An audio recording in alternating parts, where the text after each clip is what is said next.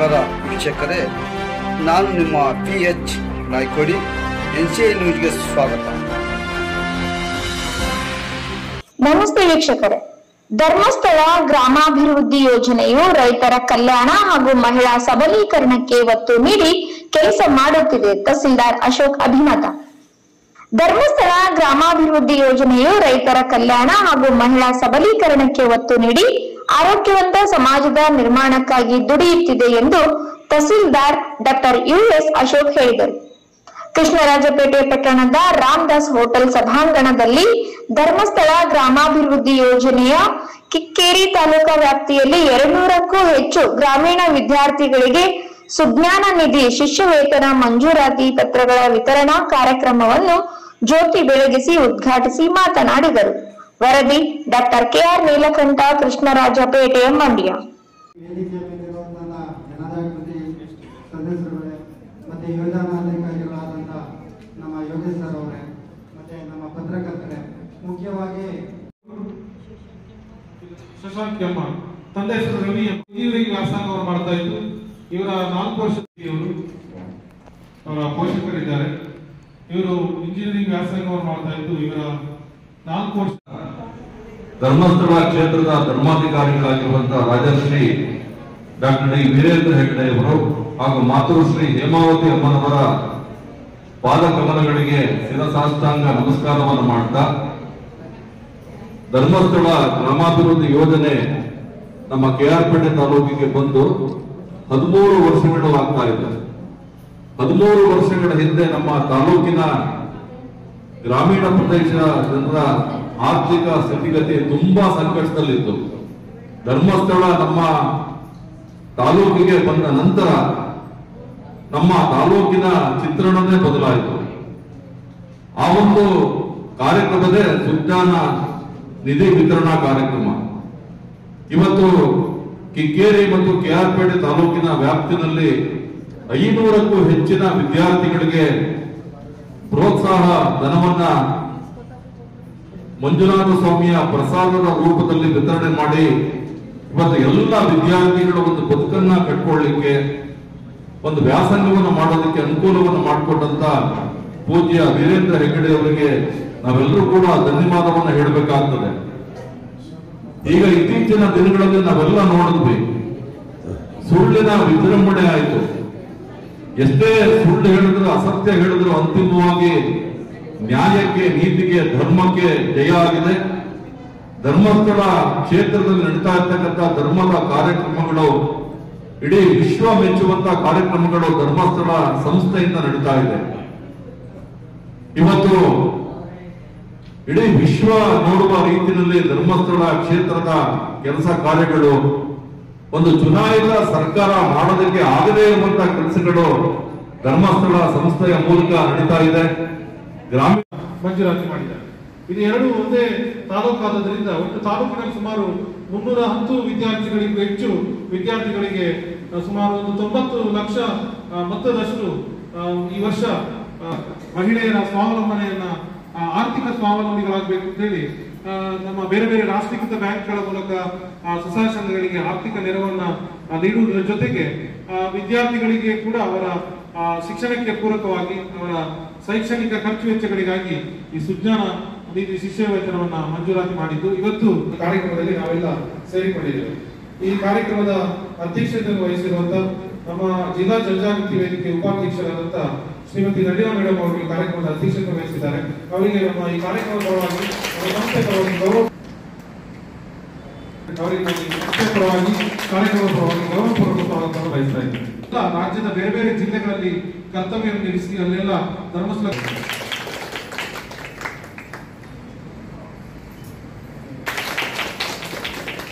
ಹಾಗೂ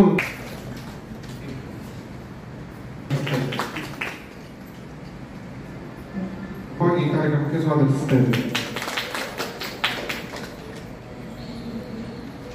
189 ವಿದ್ಯಾರ್ಥಿಗಳಿಗೆ ನಾವು ಮಂಜೂರಾತಿ ಪತ್ರವನ್ನು ವಿತರಣೆಯನ್ನ ಮಾಡಿದ್ದೆವು. ತಹಶೀಲ್ದಾರರು ಕೂಡ ಈ ಕಾರ್ಯಕ್ರಮಕ್ಕೆ ಬಂದಿದ್ರು. ತಾಲೂಕಿನ ಶಾಸಕರು ಕೂಡ ಈ ಕಾರ್ಯಕ್ರಮಕ್ಕೆ ಬಂದಿದ್ರು. ಮತ್ತೆ ಸರ್ಕಲ್ ಇನ್ಸ್ಪೆಕ್ಟರ್ ಕೂಡ ಬಂದಿದ್ರು. ಬಹಳ ಅತ್ಯುತ್ತಮವಾಗಿ ಕಾರ್ಯಕ್ರಮ ನಡೆದಿದೆ. ಮಧ್ಯಾಹ್ನಂತರ ಬಹುಶಃ KR ಪೇಟೆ ತಾಲೂಕನ್ನು ನಾವು ಗ್ರಾಮಾಭಿವೃದ್ಧಿ ಯೋಜನೆಯಲ್ಲಿ 2 ವಿಭಾಗವಾಗಿ ಮಾಡಿದ್ವಿ. ಒಂದು KR ಪೇಟೆ ತಾಲೂಕು, ಇನ್ನೊಂದು ಕಿಕ್ಕೇರಿ ಯೋಜನಾ ಕಚೇರಿ ಅಂತ ಹೇಳಿ. ಇವತ್ತು ಕಿಕ್ಕೇರಿ ಯೋಜನಾ ಕಚೇರಿಯಲ್ಲೂ ಕೂಡ ಆಯ್ಕೆಯಾದಂತಹ ಸುಮಾರು 149 ವಿದ್ಯಾರ್ಥಿಗಳಿಗೆ ಇವತ್ತು ಸ್ಕಾಲರ್ಶಿಪ್ ಅನ್ನ ಕೊಡತಕ್ಕಂತ ಅದರ ಮಂಜೂರಾತಿ ಪತ್ರವನ್ನ ಕೊಡುವಂತ ಕಾರ್ಯಕ್ರಮವನ್ನು ಇವತ್ತು ಮಾಡ್ತಾ ಇದ್ದೇವೆ. ಬಹುಶಃ ಈ ಹಿಂದೆ ಈ ಸ್ಕಾಲರ್ಶಿಪ್ ಕಾರ್ಯಕ್ರಮ ಪ್ರಾರಂಭ ಆಗಿ ನಾನು ಹೇಳಿದ ಹಾಗೆ ಧರ್ಮಸ್ಥಳ ಗ್ರಾಮಾಭಿವೃದ್ಧಿ ಯೋಜನೆಗೆ 25 ವರ್ಷ ಆದಂತ ಸಂದರ್ಭದಲ್ಲಿ, ಇವತ್ತು 43ನೇ ವರ್ಷ, ಇದು 25ನೇ ವರ್ಷ ಆದಂತ ಸಂದರ್ಭದಲ್ಲಿ ಪೂಜ್ಯ ವೀರೇಂದ್ರ ಹೆಗಡೆಯವರು ನಮ್ಮ ಸ್ವಸಹಾಯ ಸಂಘಕ್ಕೆ ಸೇರಿದಂತ ಯಾರು ಅವರ ಯಾರಿದ್ದಾರೆ ಸದಸ್ಯರಿದ್ದಾರೆ ಅವರ ಮಕ್ಕಳು ಹೇಗಾದ್ರೂ ವೃತ್ತಿಪರ ಅಥವಾ ತಾಂತ್ರಿಕ ಶಿಕ್ಷಣವನ್ನ ಮಾಡ್ತಾರೆ ಅಂತ ಹೇಳಿದ್ರೆ ಅಂತಹ ಮಕ್ಕಳಿಗೆ ಇವತ್ತು ಸ್ಕಾಲರ್ಶಿಪ್ ಅನ್ನು ಕೊಡುವಂತ ಒಂದು ಕಾರ್ಯಕ್ರಮವನ್ನ ಪ್ರಾರಂಭವನ್ನ ಮಾಡಿದ್ವಿ. ಬಹುಶಃ ಕರ್ನಾಟಕ ರಾಜ್ಯದಲ್ಲಿ ಕಳೆದ 17-18 ವರ್ಷಗಳಿಂದ ಸುಮಾರು 1,52,000 ವಿದ್ಯಾರ್ಥಿಗಳು ಈ ಒಂದು ಸುಜ್ಞಾನಿಧಿ ಶಿಷ್ಯವೇತನ ಇದರ ಒಂದು ಇದೆ.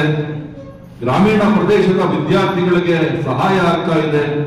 ಬಡವರು ಮತ್ತು ನಿರ್ಗತಿಕರು ಒಂದು ಸ್ವಾವಲಂಬಿ ಬದುಕನ್ನ ನಡೆಸೋದಕ್ಕೆ ಶ್ರೀ ಕ್ಷೇತ್ರ ಧರ್ಮಸ್ಥಳ ಗ್ರಾಮಾಭಿವೃದ್ಧಿ ಯೋಜನೆ ವರವಾಗಿ ಇವತ್ತು ಕೆಲಸವನ್ನ ಮಾಡ್ತಾ ನಮ್ಮನ್ನೆಲ್ಲ ಒಂದು ಮಹಿಳಾ ಸಬಲೀಕರಣಕ್ಕೆ, ಮಹಿಳಾ ಶಕ್ತಿಗೆ ಸಹಾಯವನ್ನು ಮಾಡ್ತಾ ಮುನ್ನಡೆತಾ ಇದೆ.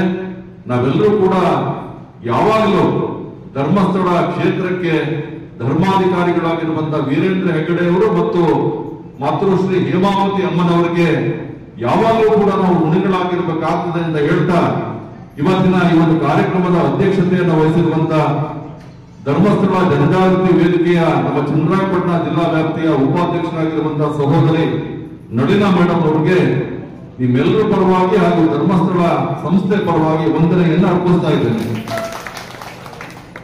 ಶಿಸ್ತು ಮತ್ತು ಬದ್ಧತೆಗೆ ಮತ್ತೊಂದು ಹೆಸರೇ ನಮ್ಮ ಯೋಗೇಶ್ ಸರ್ ಅವರು. ಶ್ರೀ ಕ್ಷೇತ್ರ ಧರ್ಮಸ್ಥಳದ ಯಾವುದೇ ಒಂದು ಕಾರ್ಯಕ್ರಮಗಳ ಯೋಜನೆಯ ಫಲ ಮೊದಲು ಸಿಗ್ತಕ್ಕಂಥದ್ದು ನಮ್ಮ KR ಪೇಟೆ ಮತ್ತು ಕಿಕ್ಕೇರಿ ತಾಲೂಕುಗಳಿಗೆ. ಅಷ್ಟೊಂದು ಒಳ್ಳೆಯ ಕೆಲಸವನ್ನು ಮಾಡ್ತಾ ಇರುವಂತ ನಮ್ಮ ಚನ್ನರಾಯಪಟ್ಟಣ ಜಿಲ್ಲಾ ವ್ಯಾಪ್ತಿಯ ನಿರ್ದೇಶಕರಾದ ಯೋಗೇಶ್ ಸರ್ ಅವರಿಗೂ ಕೂಡ ನಿಮ್ಮೆಲ್ಲರ ಪರವಾಗಿ ಧನ್ಯವಾದವನ್ನು ಅರ್ಪಿಸ್ತಾ ಇದ್ದೇನೆ. ಇವತ್ತಿನ ಕಾರ್ಯಕ್ರಮದಲ್ಲಿ ನಮ್ಮನ್ನೆಲ್ಲ ಕುರಿತು ಮಾತನಾಡಿದಂತ ರೈತ ಹೋರಾಟಗಾರರಾಗಿರುವಂತಹ ನಾರಾಯಣ ಸ್ವಾಮಿ ಅವರಿಗೆ ನಿಮ್ಮೆಲ್ಲರ ಪರವಾಗಿ ಧನ್ಯವಾದವನ್ನು ಅರ್ಪಿಸ್ತಾ ಇದ್ದೇನೆ. ನಿಮ್ಗೆಲ್ಲ ಗೊತ್ತು, ನಮ್ಮ ಮೊಟ್ಟೆ ಮಂಜಣ್ಣ ಅವರು ದೈವ ಭಕ್ತರು. ಕೊರೋನಾ ಸಂದರ್ಭದಲ್ಲಿ ನಿಮ್ಗೆಲ್ಲ ಗೊತ್ತು 4 ತಿಂಗಳು ಏನೇನು ಕಷ್ಟ ಆಯಿತು ಅಂತ ಸಂದರ್ಭದಲ್ಲಿ ಲಕ್ಷಾಂತರ ರೂಪಾಯಿ ತಾವು ದುಡಿದಂತ ಹಣವನ್ನ ಸಮಾಜಕ್ಕೆ ವಿನಿಯೋಗ ಮಾಡಿದ್ದಾರೆ. ಕೊಡಬೇಕಾದ್ರೆ ದೇವರು ಮತ್ತು ಧರ್ಮದ ಬಗ್ಗೆ ಅಪಾರವಾದಂತ ನಂಬಿಕೆಯನ್ನು ಇಟ್ಕೊಂಡಿರುವಂತ ವ್ಯಕ್ತಿ ಮಾನ್ಯ ಮಂಜಣ್ಣ ಅವರು ಬಹಳ ಚೆನ್ನಾಗಿ ಮಾತಾಡಿದ್ದಾರೆ. ಅದಕ್ಕೇನೆ ಈಗ ಧರ್ಮಸ್ಥಳ ಗ್ರಾಮಾಭಿವೃದ್ಧಿ ಯೋಜನೆ ಪೂರೈಸುವಂತ ಕೆಲಸವನ್ನ 10 ಲಕ್ಷ ರೂಪಾಯಿ ಆಗುವ ಕೆಲಸವನ್ನ 2 ಲಕ್ಷ ರೂಪಾಯಿ ಮಾಡ್ತಾ ಇದೆ ಮಂಜಣ್ಣ. ದುಡ್ಡು ಪೋಲಾಗೋದಕ್ಕೆ ಬಿಡ್ತಾ ಇಲ್ಲ. ಅನ್ಯಾಯ, ಅಕ್ರಮ, ಭ್ರಷ್ಟಾಚಾರಕ್ಕೆ ವಿದಾಯವನ್ನು ಹೇಳುವಂತ ಕೆಲಸವನ್ನ ಧರ್ಮಸ್ಥಳ ಸಂಸ್ಥೆ ಮಾಡ್ತಾ ಇದೆ. ಹಾಗಾಗಿ ಮತ್ತೊಮ್ಮೆ ಮಂಜಣ್ಣ ಅವರಿಗೆ ಧನ್ಯವಾದವನ್ನು ಅರ್ಪಿಸ್ತಾ ಇದ್ದೇವೆ. ಹಾಗೆ ನಮ್ಮ ಕುಮಾರ್ ಅವರು ಧರ್ಮಸ್ಥಳ ಜನಜಾಗೃತಿ ವೇದಿಕೆಯ ನಿರ್ದೇಶಕರಾಗಿ, ಸದಸ್ಯರಾಗಿ ಕೆಲಸವನ್ನ ಮಾಡ್ತಾ ಇದ್ದಾರೆ. ಕುಮಾರಣ್ಣ ಅವರು ಕೂಡ ಧನ್ಯವಾದವನ್ನು ಅರ್ಪಿಸ್ತಾ ಇದ್ದೇನೆ. ಹಾಗೆ ನಮ್ಮ ಕಿಕ್ಕೇರಿ ಗ್ರಾಮ ಪಂಚಾಯಿತಿಯ ಅಧ್ಯಕ್ಷರಾಗಿ, ಮಹಿಳಾ ಸ್ವಯಂ ಸೇವಕರಾಗಿ, ರಾಜ್ಯ ಮಟ್ಟದ ಯುವಜನ ಪ್ರಶಸ್ತಿಯನ್ನ ಪಡ್ಕೊಂಡಿರುವಂತಹ ಸಹೋದರಿ ಸುನೀತಾ ದಯಾನಂದ್ ಅವರು ನಗುನಂತ ಚೆನ್ನಾಗಿ ಮಾತಾಡಿದ್ದಾರೆ. ನಿಮ್ಗೆ ಅರ್ಥ ಆಗುವ ರೀತಿಯಲ್ಲಿ ಮಾತಾಡ್ಬೇಕಾದ್ರೆ ನಮ್ಮ ಮಂಜಣ್ಣ ಅವ್ರನ್ನ ಬಿಟ್ಟಿದ್ದಾರೆ, ಅವ್ರ ಹೆಸರು ಹೇಳಿಲ್ಲ. ಆದ್ರೂ ಸುನೀತಾ ಮೇಡಮ್ ಅವ್ರಿಗೆ ಧನ್ಯವಾದವನ್ನು ಅರ್ಪಿಸ್ತಾ ಇದ್ದೇವೆ. ನಿಮ್ಗೆಲ್ಲ ಪುಣ್ಯಕೋಟಿ ಹಸು ಗೊತ್ತು. ಮುಂದೆ ಬಂದ್ರೆ ಹಾಯೋದು ಗೊತ್ತಿಲ್ಲ, ಹಿಂದೆ ಹೋದ್ರೆ ಒದೆಯೋದು ಗೊತ್ತಿಲ್ಲ. ಅಂತ ಒಳ್ಳೆಯ ಗುಣಗಳನ್ನ ಹೊಂದಿರತಕ್ಕಂತ ನಮ್ಮ ಯೋಜನಾಧಿಕಾರಿಗಳಾಗಿರುವಂತಹ ತಿಲಕ್ ರಾಜ್ ಸರ್ ಅವರು, ಸೌಜನ್ಯದ ಗಣಿ ಅಂತ ಹೇಳಿದ್ರೆ ಮಾನ್ಯ ತಿಲಕ್ ರಾಜ್ ಅವರು ಕೂಡ ಧರ್ಮಸ್ಥಳ ಸಂಸ್ಥೆಯ ಎಲ್ಲ ಕೆಲಸಗಳನ್ನ ಬಹಳ ಪ್ರಾಮಾಣಿಕವಾಗಿ ಬದ್ಧತೆಯಿಂದ ಮಾಡ್ತಾ ಇದ್ದಾರೆ. ಅವ್ರಿಗೂ ಕೂಡ ನೀವೆಲ್ಲರ ಪರವಾಗಿ ಧನ್ಯವಾದವನ್ನು ಅರ್ಪಿಸ್ತಾ ಇದ್ದೇನೆ. ಹಾಗೆ ಮೇಲ್ವಿಚಾರಕರಾಗಿರುವಂತಹ ಸಹೋದರಿ ಗುಣಶ್ರೀ ಮೇಡಮ್ ಅವ್ರಿಗೂ ಕೂಡ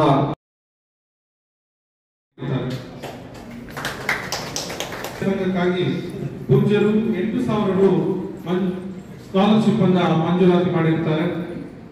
ಗಂಗಾಧರ ನಿಜಾಂಕ ವೇದಿಕೆಯ ಸದಸ್ಯರಾದಂತಹ ನಾರಾಯಣಗೌಡ ಅವರು ಈ ಕಾರ್ಯಕ್ರಮವನ್ನು ಉದ್ದೇಶಿಸಿ ಭಾಗವಹಿಸಿದ್ದಕ್ಕಾಗಿ ಅವರಿಗೆ ಅತ್ಯಂತ ಗೌರವಪೂರ್ವಕವಾದಂತಹ ಧನ್ಯವಾದವನ್ನು ಬಯಸ್ತಾ ಇದ್ದೇನೆ.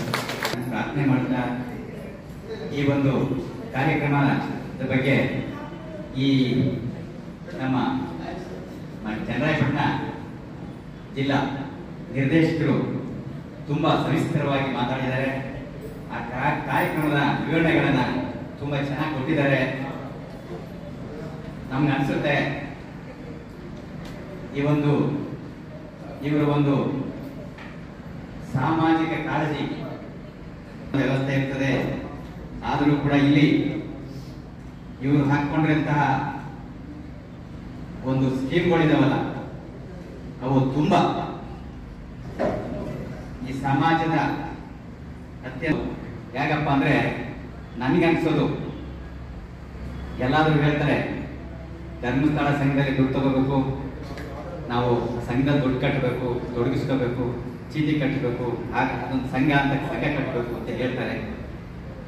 ಅದು ನಾವು ಕೆಲವು ಕೇಳಿರ್ತೀವಲ್ಲ, ಯಾರು ಕೂಡ ಎಲ್ಲೋ ಒಂದ್ ಕಡೆ ಯಾರೋ ಒಬ್ರೋ ಇಬ್ರೋ ಆ ಸಂಘದಲ್ಲಿ ಏನೋ ಮಿಸ್ಯೂಸ್ ಆಗುತ್ತೆ ಅನ್ನೋದು ಬಿಟ್ರೆ ಅಟ್ಲೀಸ್ಟ್ 1% ಇಲ್ಲ.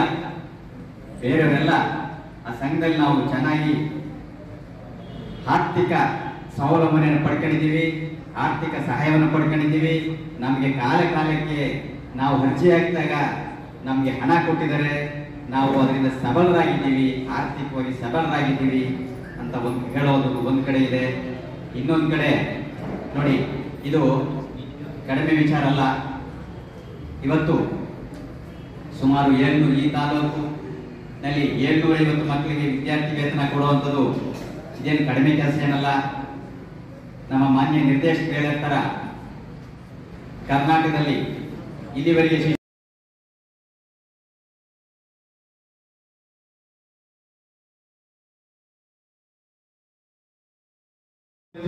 ಇವರ 4 ವರ್ಷದ ಇಂಜಿನಿಯರಿಂಗ್ ವ್ಯಾಸಂಗಕ್ಕಾಗಿ ಪೂಜ್ಯ ವೀರೇಂದ್ರ ಹೆಗ್ಗಡೆ ಅವರು 40,000 ರು. ಇವರು LLB ವ್ಯಾಸಂಗವನ್ನು ಮಾಡ್ತಾ ಇದ್ದು, ಇವರ 3 ವರ್ಷದ LLB ವ್ಯಾಸಂಗಕ್ಕಾಗಿ ಪೂಜ್ಯ ವೀರೇಂದ್ರ ಹೆಗ್ಗಡೆ ಅವರು 12,000 ರು ಸ್ಕಾಲರ್ಶಿಪ್ ಅನ್ನ ಮಂಜೂರಾತಿ ಮಾಡಿದರು.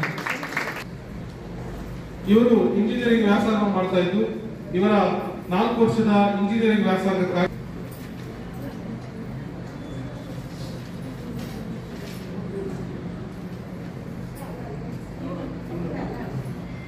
ಸಂಸ್ಥೆಯ ವತಿಯಿಂದ ಈ ಒಂದು ಕಾರ್ಯಕ್ರಮವನ್ನು ಹಮ್ಮಿಕೊಂಡಿದ್ದಾರೆ. ಈ ಒಂದು ಕಾರ್ಯಕ್ರಮಕ್ಕೆ ವೇದಿಕೆ ಮೇಲಿರುವ ಎಲ್ಲ ನನ್ನ ಮಿತ್ರರು, ಅವರ ತಂದೆ ತಾಯಿಗಳು ಮತ್ತು ಈ ಒಂದು ಸಂಸ್ಥೆಯ ಕಾರ್ಯಕರ್ತರು, ತಾಲೂಕು ಯೋಜನಾಧಿಕಾರಿಗಳು ಅವರೆಲ್ಲರಿಗೂ ಹಮ್ಮಿಕೊಂಡಿದ್ದಾರೆ. ಈ ಒಂದು ಕಾರ್ಯಕ್ರಮಕ್ಕೆ ಭಾಗಿ ನಮಗೆ ಭಾಳ ಸಂತೋಷ ಆಗಿದೆ. ಏನಂತಂದರೆ, ನಾನು ಮೆಡಿಕಲ್ ಮಾಡುವಾಗ ಧರ್ಮಸ್ಥಳ ಟ್ರಸ್ಟ್ಗೆ ಅವಾಗ ಒಂದು ಪೋಸ್ಟ್ ಕಾರ್ಡಲ್ಲಿ ಲೆಟರ್ ಬರಿತಾ ಇದ್ವಿ, ಅಂದರೆ ನಮ್ಗೆ ಆರ್ಥಿಕ ಸಹಾಯ ಮಾಡಿ. ಬಟ್ ಅದು ಪೋಸ್ಟ್ ಹೋಗೋಕ್ಕಾಗಲಿಲ್ವೋ ಏನೋ ಗೊತ್ತಿಲ್ಲ, ಹೇಗೆ ಪಡೆಯೋದು ಅಂತ ಗೊತ್ತಿರಲಿಲ್ಲ.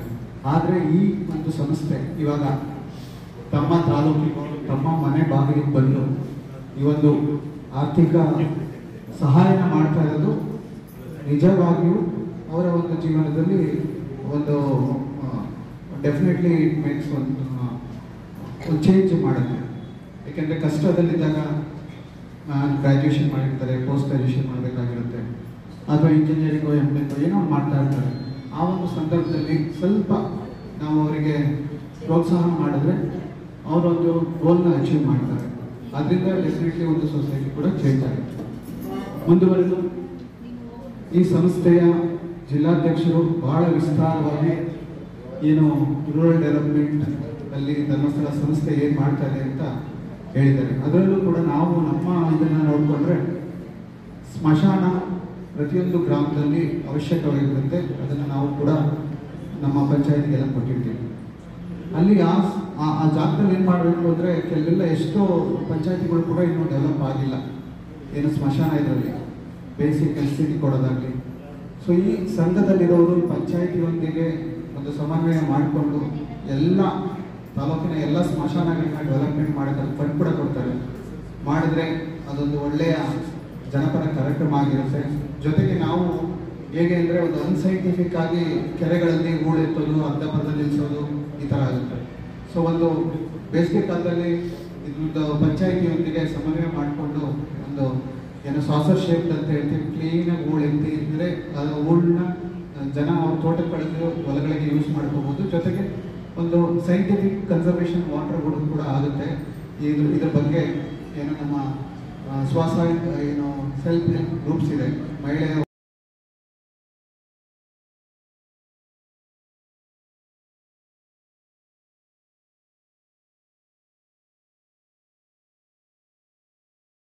ಇವತ್ತು ನಮ್ಮ KR ಪೇಟೆ ಮತ್ತೆ ಇಲ್ಲಿಯ ಕಿಕ್ಕೇರಿ ಎರಡು ಯೋಜನಾ ಕಚೇರಿಗಳಲ್ಲಿ ಸೇರಿ ಸುಮಾರು 725 ವಿದ್ಯಾರ್ಥಿಗಳು ಈಗ ಸ್ಟಡಿಯನ್ನು ಮಾಡ್ತಾ ಇರ್ತಕ್ಕಂಥವ್ರು, ಹೊಸದಾಗಿ ಮತ್ತು ನವೀಕರಣವನ್ನು ಮಾಡತಕ್ಕಂಥ ಸುಮಾರು 725 ವಿದ್ಯಾರ್ಥಿಗಳು ಇವತ್ತು ಸ್ಕಾಲರ್ಶಿಪ್ ಅನ್ನ ಪಡ್ಕೊಂಡು ಇವತ್ತು ಶಿಕ್ಷಣವನ್ನ ಪಡಿತಾ ಇದ್ದಾರೆ.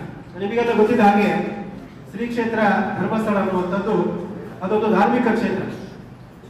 ಸುಮಾರು 800 ವರ್ಷಗಳ ಇತಿಹಾಸ ಇರತಕ್ಕಂಥ ಒಂದು ಪುಣ್ಯ ಕ್ಷೇತ್ರ ಶ್ರೀ ಕ್ಷೇತ್ರ ಧರ್ಮಸ್ಥಳ.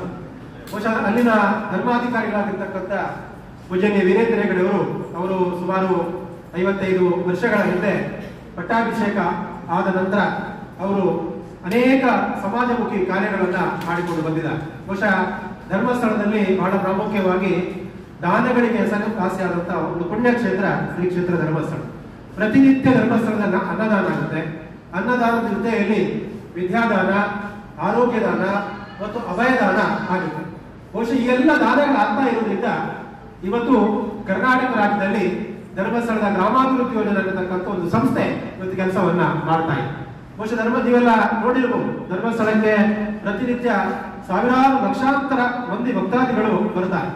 ಒಂದು ಮಂಜುನಾಥನ ದರ್ಶನವನ್ನು ಪಡೆದ ನಂತರ ಧರ್ಮಾಧಿಕಾರಿಗಳಿದ್ದಾಗ ಅವರನ್ನ ಹೋಗಿ ಭೇಟಿಯನ್ನ ಮಾಡ್ತಾರೆ. ಭೇಟಿಯನ್ನ ಮಾಡಿ ಅಲ್ಲಿ ಅವರಲ್ಲಿ ಮುಕ್ತವಾಗಿ ಮಾತಾಡಲಿಕ್ಕೆ ಒಂದು ಅವಕಾಶ ಇದೆ. ಅದು ಒಬ್ಬ ವ್ಯಕ್ತಿಯಾಗಿ ತನ್ನ ಸಮಸ್ಯೆಯನ್ನು ಹೇಳಿಕೊಳ್ಬಹುದು ಅಥವಾ ತನ್ನ ಕುಟುಂಬದ ಸಮಸ್ಯೆಗಳನ್ನು ಹೇಳಿಕೊಳ್ಬಹುದು.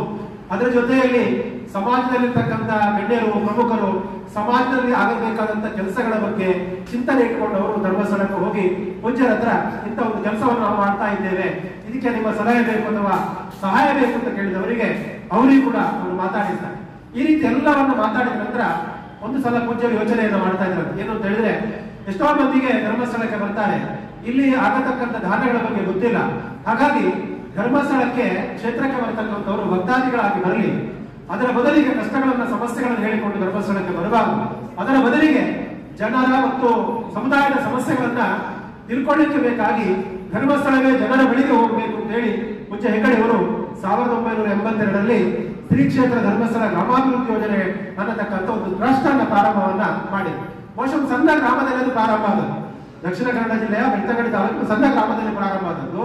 ಇವತ್ತು ಇಡೀ ಕರ್ನಾಟಕ ರಾಜ್ಯದಲ್ಲಿ ಧರ್ಮಸ್ಥಳದ ಗ್ರಾಮಾಭಿವೃದ್ಧಿ ಯೋಜನೆ ಸಂಸ್ಥೆ ತನ್ನ ಕಾರ್ಯಕ್ರಮವನ್ನು ರೂಪಿಸಿ ಸಮುದಾಯದಲ್ಲಿ ಇದ್ದುಕೊಂಡು ಸಮುದಾಯದ ಸಮಸ್ಯೆಗಳನ್ನು ಗುರುತಿಸಿ, ಜನರ ಸಮಸ್ಯೆಗಳನ್ನು ಗುರುತಿಸಿ ಅದಕ್ಕೆ ಪರಿಹಾರವನ್ನು ಕಂಡುಕೊಳ್ಳತಕ್ಕಂಥ ಅನೇಕ ಕಾರ್ಯಕ್ರಮಗಳನ್ನ ಮಾಡಿಕೊಂಡು ಬರ್ತಾ ಇದೆ. ಬಹುಶಃ ನಮಗೆಲ್ಲ ಗೊತ್ತಿರುವ ಹಾಗೆ 2013ನೇ ಇಸವಿಯಲ್ಲಿ ಈ ಮಂಡ್ಯ ಜಿಲ್ಲಾ ವ್ಯಾಪ್ತಿಗೂ ಕೂಡ ಗ್ರಾಮಾಭಿವೃದ್ಧಿ ಯೋಜನೆಯನ್ನ ಪೂಜ್ಯರು ವಿಸ್ತರಣೆಯನ್ನ ಮಾಡಿದ್ರು.